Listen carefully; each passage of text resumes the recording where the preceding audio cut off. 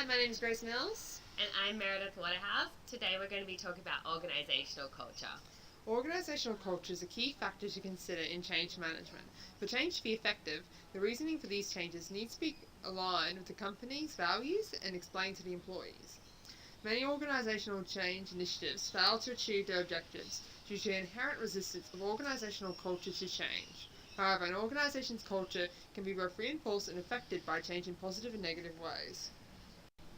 Organisational culture is a system of shared assumptions, values, and beliefs, which govern how people behave in organisations. These shared values have a strong influence on the people in the organisation and dictate how they dress, act, and perform their jobs.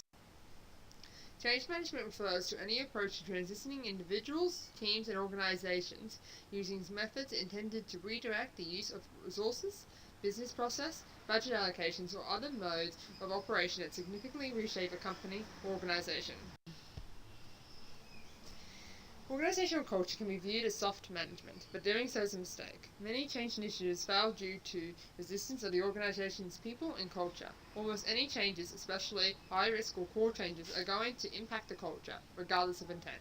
Not all of these changes can be anticipated before starting the change process. If the culture is not of acceptance and learning, there can often be resistance from employees, which negatively impacts staff and work.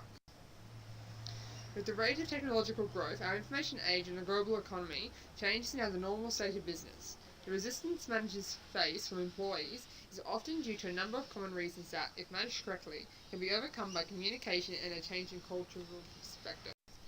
The other common reasons people resist change are loss of status or job security, non-reinforcing reward systems, fear, peer pressure, climate of mistrust, and lack of tact or poor timing. Our probable statement is: how might change initiatives affect an organisation's culture in the corporate environment? There are many ways of solving these issues, and before implementation, the actual organisational culture and context must be taken into consideration. There are 3 measures that we believe can be applied in nearly every instance, and it is better if they are combined. The solution of educating the managers of understanding employee resistance, the preventative measure of building on organisational norms to create stable footing, and the preventative measure of using a change model to help guide and monitor the change process. Educate management on the importance of understanding employees' resistance to change and methods they could use to help employees understand the reasoning for change.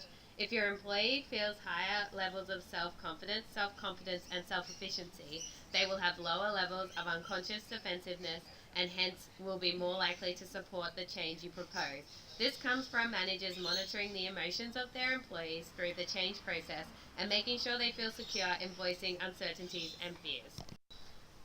Norms are produced in a social context to guide the behavior of organizational members.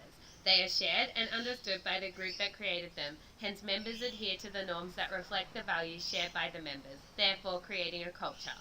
Studies have shown that by making learning an organizational norm, the organization has created a culture of change that is ready and more adaptable to change implementation.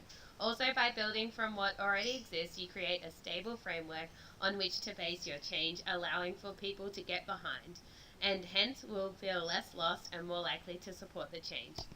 Studies show managers use a change model or a combination of different change models during the change process have greater success as they have a structure that gives them stability and an understanding of the time and steps that need to be taken to reach the goal. There are many different models within the theory for helping organizations through the change process. The OC3 model in particular was designed around the idea of constantly keeping organizational culture in mind and advocates having the manager think about it in every stage of the change process. There is no real ideal change culture environment because all organizational cultures are individual and have aspects that make sense for their specific context that cannot simply be applied to somewhere else. However, there are elements and methods that potentially could be included within every culture that would help it be open to the change process, such as vision and leadership. Thank you for your time. Yeah, thank you. Here are images.